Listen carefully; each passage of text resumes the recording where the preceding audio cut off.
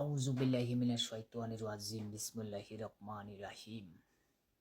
আসসালামু আলাইকুম ওয়া রাহমাতুল্লাহি ওয়া বারাকাতুহু। আমি কামরুল ইসলাম, টাঙ্গাইল। কথায় আছে, সত্যের ধ্বংস নাই, মিথ্যার ধ্বংস আছে।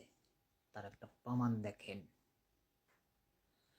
মহান রাব্বিল আলামিন, ওই আল্লাহ পাকের এমন কিছু খাস দিলের মানুষ আছেন, সে আর কেউ না, আল্লামা দেলোয়ার হোসেন সাঈদী।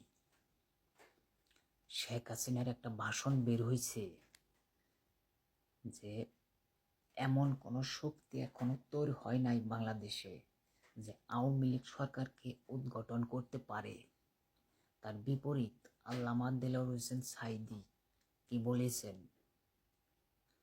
যে লাফালাফি বেশি করবা না, 12 কোটিতে গাছের গোড়া আস্তে লাড়া দিবে, মামুর বাড়ি দিল্লি গিয়ে পড়বা, বাংলার জমিনে জায়গা হবে না।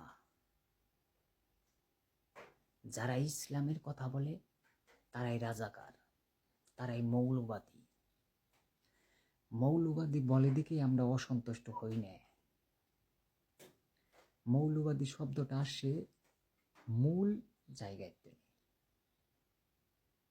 আজকে দেখেন, বাংলাদেশে বাংলার জমিনে একটা উপজেলা চেয়ারম্যান ধরে স্বয়ং প্রধানমন্ত্রী পর্যন্ত একটা ব্যক্তি কি বাংলাদেশে আসছে নাকি? যদিও 2টা 4টা থেকে থাকেন, সেগুলো আজকে গা ঢাকা দেওয়া রয়েছে। আজকে সত্যের ধ্বংস আছে না মিথ্যার ধ্বংস আছে? যদি সত্যের ধ্বংস যদি না থাকে তাহলে ভিডিওটি একটা শেয়ার দিন, কেমন? আসসালামু আলাইকুম ওয়া রাহমাতুল্লাহি ওয়া বারাকাতুহু।